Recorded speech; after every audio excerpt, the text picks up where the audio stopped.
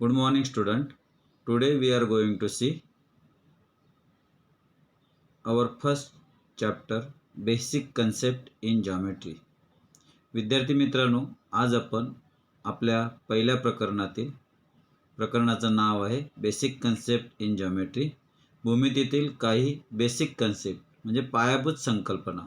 भूमितीतील काही पायाभूत संकल्पना आज आपण अभ्यासणार आहोत.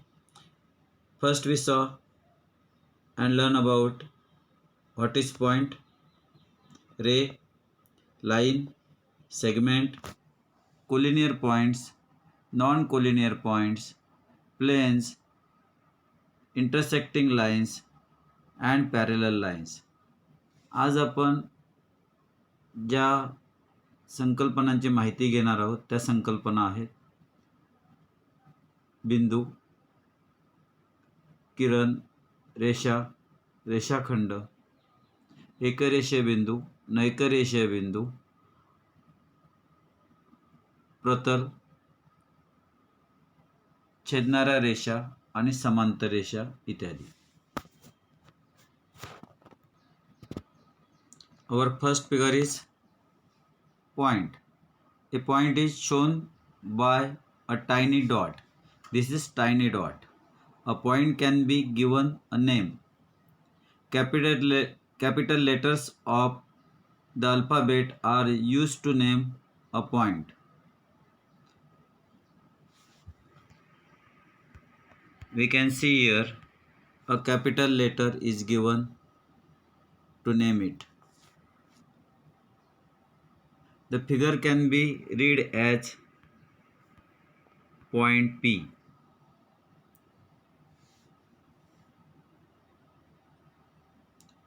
आपण पॉइंट पी ही आकृती बघतो आहेत. या आकृतीचं नाव पॉइंट पी असं लिहिलं जातं आणि वाचलं जातं. Now we learn about a line. What is line? Line म्हणजे काय? मराठीत आपण त्याला रेषा म्हणतो. This is line. This is line M. We can extend the line in both directions. आपण ही रेषा आहे ही दोन्ही बाजूला वाढवू शकतो. We can extend the line in both directions. दोन्ही बाजूला आपण वाढवू शकतो. रेषा ही अमर्यादित असते.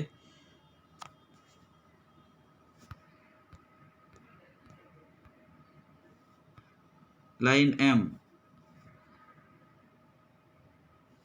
त्याचप्रमाणे रेषा ही एका बिंदूने दर्शवली जाते. लाईन एम ही एका प्रकारे दर्शवली गेली. त्याचप्रमाणे दुसरी आपल्याला ह्या ठिकाणी रेषा दिसते.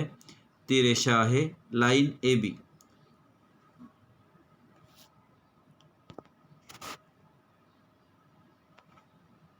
ही दोन बिंदूंनी दाखवलेले आहे.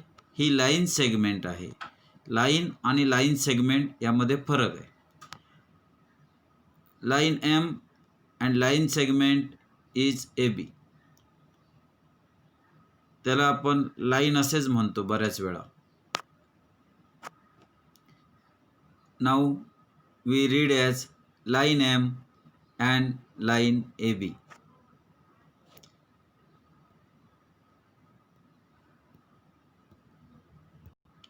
The figure can be read as line M, line A B. मराठीत आपण रेषा एम, लाईन एम अशा प्रकारे वाचन करू शकतो. त्याचप्रमाणे दोन बिंदू असणारी सुद्धा ही लाईन सेगमेंट आहे. हिचं वाचन आपण लाईन ए बी असं करू शकतो. Third basic figure in geometry is ray. Ray. This is figure of ray.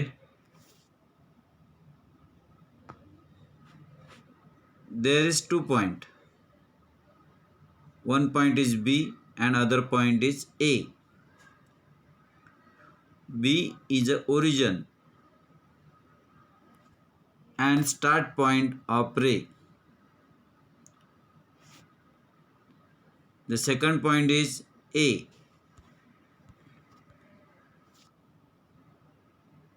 The figure can be read as ray B A. या ठिकाणी आपल्याला जी आकृती दिसते ती रे बी एची आकृती आहे. किरण बी ए.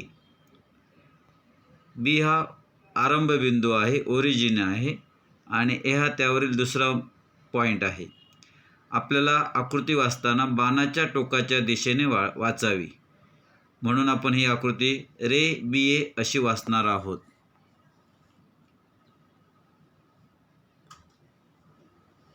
दिस figure extended the line in only one direction towards A. The figure can be read as ray A B. Ray B ए.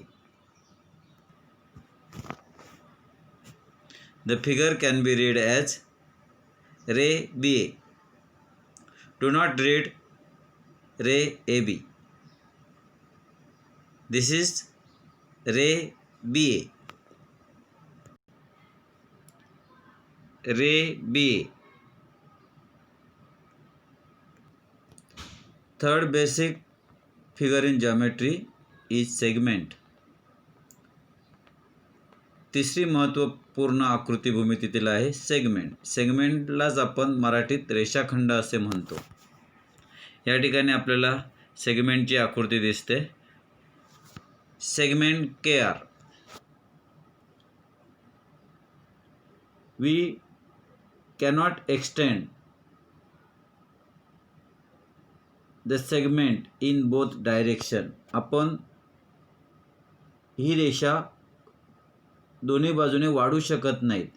ह्या ठिकाणी पॉईंट के आणि पॉईंट आरच्या ठिकाणी डॉट दिलेले आहेत. आपण ही दोन्ही बाजूला एक्सटेंड करू शकत नाही, वाढू शकत नाहीत. पॉईंट के आणि पॉईंट आर हे एंड पॉईंट्स आहेत, म्हणजे ह्या ठिकाणी रेषा याच्या पुढे वाढणार नाही. एंड पॉईंट्स आहेत. एंड पॉईंट्सनी दाखवल्या जाणाऱ्या रेषेला आपण सेगमेंट म्हणतो, मराठीत रेषाखंड के R.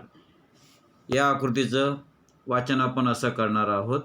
The figure can be read as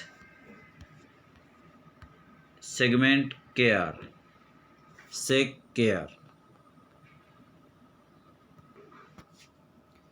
segment K R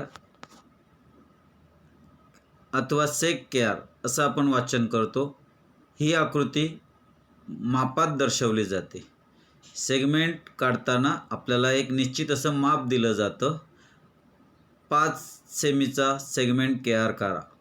draw segment K R with 5 centimetre. अशा प्रकारे आपल्याला माप दिलं जाईल. निश्चित मापाचा आपल्याला सेगमेंट म्हणजेच रेषाखंड काढता येतो. Now we learn about collinear points. Collinears म्हणजे काय? Uh points are same on line. 3 or more points which lie on single straight line are said to be collinear points. 3 किंवा 3 पेक्षा जास्त बिंदू जर एकाच सरळ रेषेवर असतील तर त्या बिंदूंना आपण एकरेषीय बिंदू म्हणतात. एकरेषीय बिंदू म्हणजेच कोलिनियर पॉईंट्स. कमीत कमी 3 बिंदू असणं आवश्यक आहे. 2 बिंदू असतील तर ते कोलिनियर पॉईंट्स होणार नाहीत.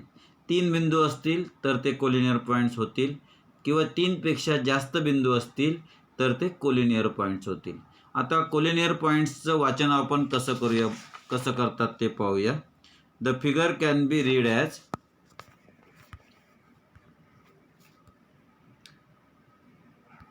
Collinear points A B C are collinear. लेखन करताना आपण कोलिनियर पॉइंट्स असं लिहिताना पॉइंट्स ए बी सी असं लिहू शकतो आकृतीत दाखवल्याप्रमाणे. कोलिनियर पॉइंट्स म्हणजेच एकरेषीय बिंदू. कमीत कमी 3 बिंदू आणि जास्तीत जास्त कितीही बिंदू कोलिनियर पॉइंट्स म्हणून ओळखले जाऊ शकतात. ते एका सरळ रेषेवर असणं आवश्यक आहे. ते रेषेच्या खालीवर असतील तर कोलिनियर पॉईंट्स होणार नाहीत.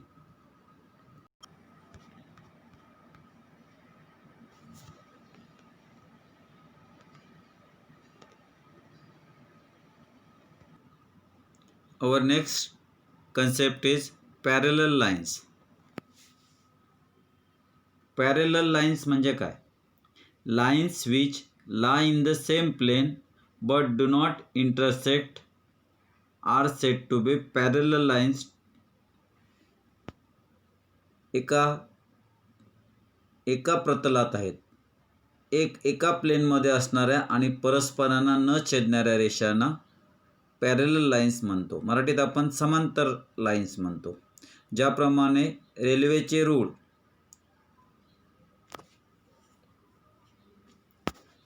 एकमेकांना छेदत नाहीत, ते कित्येक किलोमीटर समांतर जातात. अशा प्रकारच्या ज्या रेषा असतात ज्या परस्परांना छेदत नाहीत, त्यांच्यातील जे अंतर असतं ते अंतर समान राहतं. इथे जेवढं आहे तेवढंच या ठिकाणी आहे, तेवढंच ह्या ठिकाणी आहे. म्हणजे हे अंतर समांतर आहे. इथे समजा 2 सेमी असेल तर इथे सुद्धा 2 सेमी आणि इथे सुद्धा 2 सेमी अशा प्रकारे जे अंतर असतं, अशा अंतरावर असणाऱ्यांना आपण समांतर रेषा म्हणतो. या ठिकाणी लाईन L आणि लाईन M या समांतर रेषा आहेत. Line L and line M are parallel lines.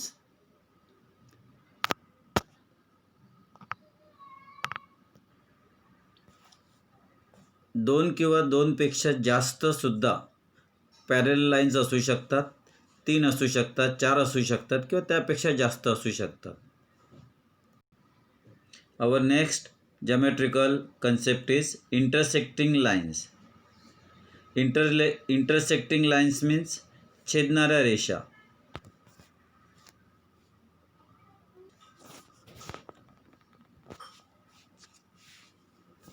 आपण या आकृतीमध्ये बघतोय लाईन M आणि लाईन R ह्या एका बिंदूत छेदल्या जात आहेत. त्यांचा छेदनबिंदू आहे तो या ठिकाणी दिसतोय आपल्याला. या ठिकाणी त्यांचा छेदनबिंदू आहे.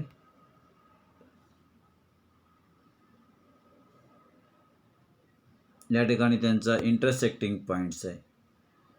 ह्या पॅरलल लाईन्स नाही आहेत. ज्या लाईन पॅरलल नाहीत त्या लाईन्स छेदतात. छेदणाऱ्या रेषांना आपण इंटरसेक्टिंग लाईन म्हणतो. Line M and line R are intersecting lines.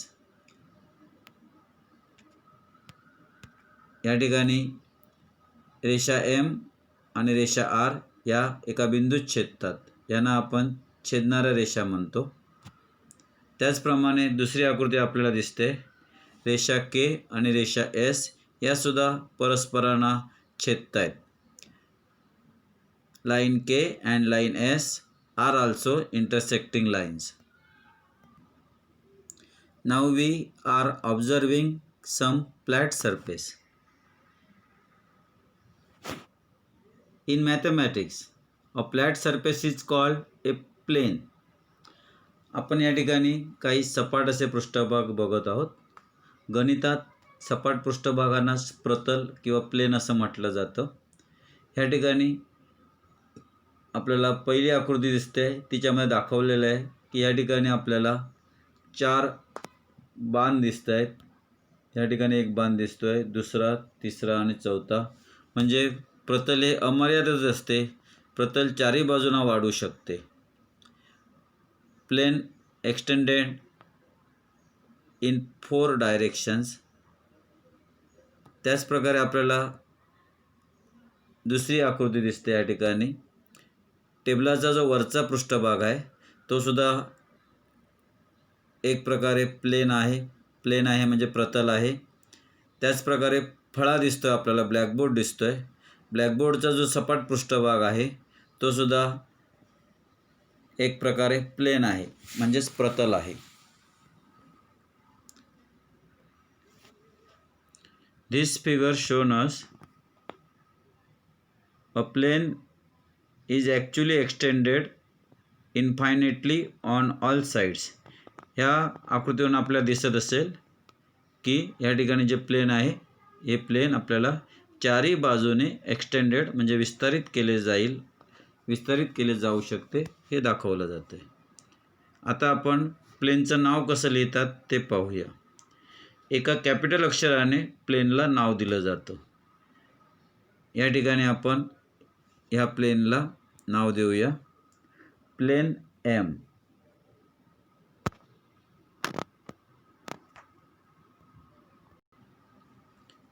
जी पहिली आकृती दिसते आहे ती प्लेन एच ची आकृती आहे, प्रतल एच ची आकृती आहे.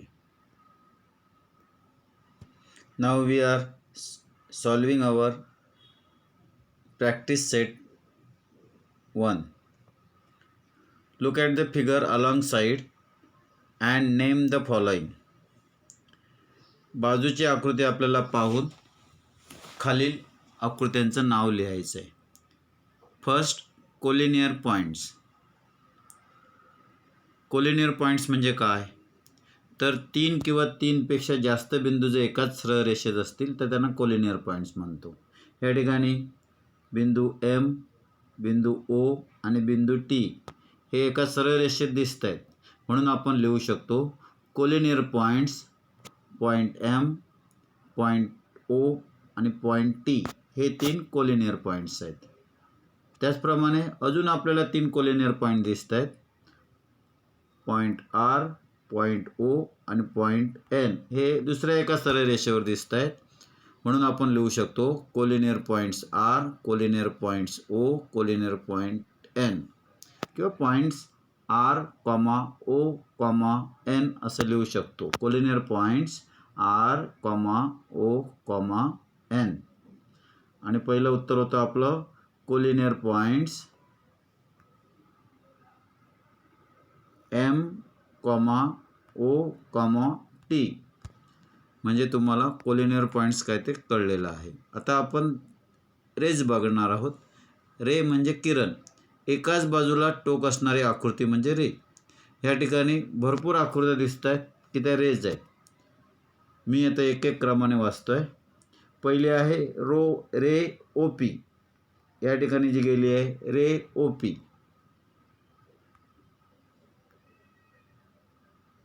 रे ओ पी ही जी आकृती वाचतोय मी ती आहे रे ओ पी. नंतर या ठिकाणी रे ओ एन दुसरी आकृती. तिसरी आकृती आहे रे ओ टी. चौथी आकृती आहे रे ओ एस. पाचवी आकृती आहे रे ओ आर आणि 6वी आकृती आहे रे ओ एम. अशा 6 रेज आहेत या ठिकाणी. आपण एकवचनी नाम लिहिताना RAY रे ओ पी असं लिहा. रे ओ पी, रे ओ एन, रे ओ टी, रे ओ एस, रे ओ आर आणि रे ओ एम अशा 6 आकृत्या दिलेल्या आहेत. यानंतर line segment. Line segment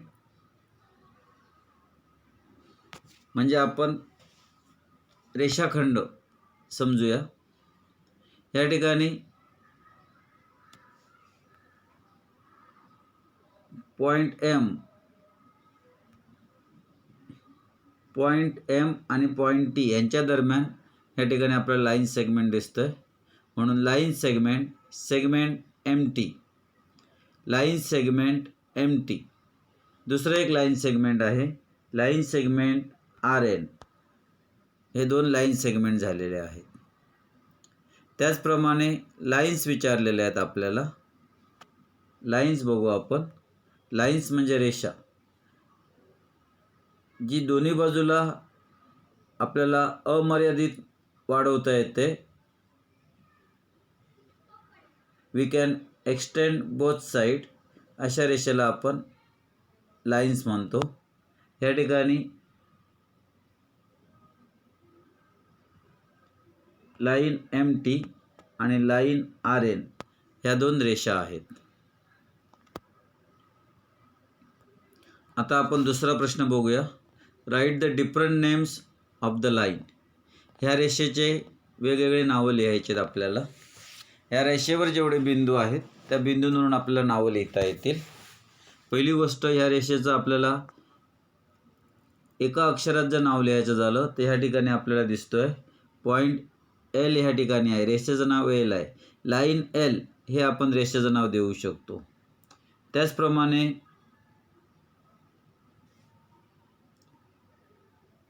line A बी असंही नाव देऊ शकतो. लाईन ए बी असं नाव देऊ शकतो. लाईन ए सी असं नाव देऊ शकतो. लाईन ए डी असं नाव देऊ शकतो. एकूण 4 नावं झाली. त्याचप्रमाणे आपण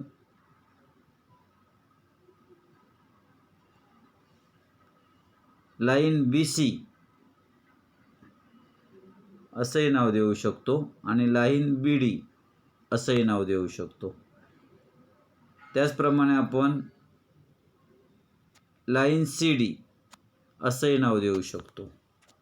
अशा प्रकारे आपल्याला या रेषेची वेगवेगळी नावं लिहिता येतील. आपल्याला प्रश्न विचारला होता, write the different names of line.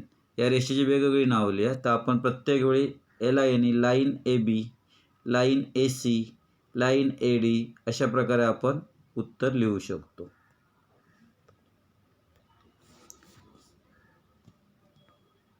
आता आपण दुसरा प्रश्न बघणार आहोत. Match the following. यामध्ये पहिली जी आकृती दिसते ही दोन्ही बाजूला आपल्याला एक्सटेंड करता येते, वाढवता येणारी आहे. दोन्ही बाजूला अमर्यादित आहे ती आकृती. अशी आकृती बाणाची टोकं दिसत आहेत. अशी आकृती अर्थातच लाईन सीची आहे. या ठिकाणी आपल्याला पहिली आकृती लाईन सीची दिसते, लाईनची दिसते. म्हणजे या ठिकाणी ग्रुप बी मध्ये जो तिसरा कॉलम आहे सी, तो त्याचं उत्तर आहे. ही लाईनची आकृती आहे. दुसरी आकृती दिसते आपल्याला, दोन्ही बाजूला एंड पॉईंट्स आहेत. एंड पॉईंट्स म्हणजे या ठिकाणी टोकं नाही आहेत, मर्यादित बिंदू आहेत. अशी आकृती असते लाईन सेगमेंट, रेषाखंडाची आकृती आहे. तिसरी आकृती दिसते, सपाट पृष्ठभाग दिसतोय, प्लेन सरफेस दिसतोय. अर्थातच ही आकृती आहे प्लेनची. तिसरी आकृती आहे प्लेनची. आणि चौथ्या आकृतीला आपण एकाच बाजूला एक्सटेंड करू शकतो, एकाच बाजूला वाढू शकतो. अशी आकृती आहे रेची. चौथी आकृती आहे रेची. अशा प्रकारे आपल्याला हा प्रश्न समजला असेल. आता आपण पुढील प्रश्न पाहूया. Observe the figure below. Name the parallel lines, the concurrent lines and the points of concurrence in figure. आपल्याला या ठिकाणी 3 प्रकारचे प्रश्न विचारलेले आहे. पहिली गोष्ट, आपल्याला name the parallel lines, parallel लाईन्सची नावं विचारलेली आहेत. आता पॅरलल लाईन्स कोणकोणत्या आहेत त्या आपल्याला नीट बघाव्या लागतील. पहिली गोष्ट, या ठिकाणी लाईन बी आपल्याला दिसते, या ठिकाणी लाईन एम दिसते आणि लाईन क्यू दिसते. ह्या 3 पॅरलल लाईन्स आहेत. ही पहिली जोडी झाली. Line B, line M and line Q R parallel lines. ह्याच प्रकारे आपल्याला अजून एक दुसरी जोडी दिसते पॅरलल लाईन्सची. बघा, समांतर अंतर असणारी लाईन ए आणि लाईन पी, ह्यासुद्धा आपल्याला पॅरलल लाईन्स दिसत आहेत. म्हणजे नेम द पॅरलल लाईन्स याची आपण 2 प्रकारे उत्तर लिहिलं. Line A and line P R parallel. त्याचप्रमाणे line B, line M, line Q R parallel lines. आता आपल्याला कॉन्करंट लाईन्स बघायचं आहे. कॉन्करंट लाईन्स, कॉन्करंट लाईन्स म्हणजे काय ते आपण सर्वात आधी पाहूया. आता आपण सर्वात प्रथम कॉन्करंट लाईन म्हणजे काय ते पाहूया. When 2 or more lines pass through the same point they are called concurrent lines and the common point through which they pass is called their point of concurrence. आता आपण या ठिकाणी कॉन्करंट लाईन म्हणजे काय ते बघतो आहोत. त्यालाच मराठीत एक संपाती रेषा म्हणतात. ज्या रेषा एकाच बिंदूत छेदतात. 2 किंवा 2पेक्षा जास्त रेषा असणं आवश्यक आहे. या ठिकाणी आपल्याला या ठिकाणी पहिली आकृती दिसते. या ठिकाणी आपल्याला पहिली आकृती दिसते. लाईन ए, लाईन बी आणि लाईन सी ह्या बिंदू ए मध्ये छेदत आहेत परस्परांना. त्याचप्रमाणे लाईन पी, लाईन क्यू ह्या बिंदू डी मध्ये छेदत आहेत. तर ह्या झाल्या concurrent lines. Line A, line B, line C are concurrent lines and their point of concurrence is point A. Their point of concurrence is point A. बिंदू A हा त्यांचा संपात बिंदू आहे, म्हणजे पॉइंट ऑफ कॉन्करन्स आहे, तो त्या ठिकाणचा तिघांचा छेदन बिंदू आहे. त्याचप्रमाणे आपण या ठिकाणी line P, line Q are concurrent lines and point D is their point of concurrence. अशा प्रकारे आपल्याला या ठिकाणी उत्तर लिहायचं आहे.